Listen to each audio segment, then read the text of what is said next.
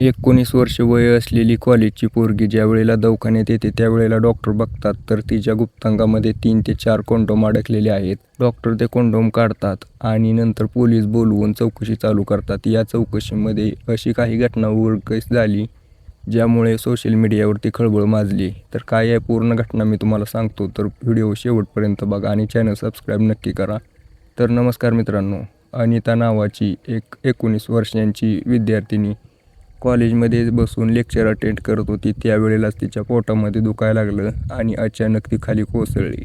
तिच्या शिक्षकांनी तिला दवाखान्यात घेऊन गेले. घरच्यांना बोलवण्यात आलं. त्या ठिकाणी दवाखान्यामध्ये सगळी जमा झाल्यानंतर डॉक्टरांनी चेक केलं तिला, तर तिच्या गुप्तांगामध्ये 3 ते 4 कंडोम अडकले होते.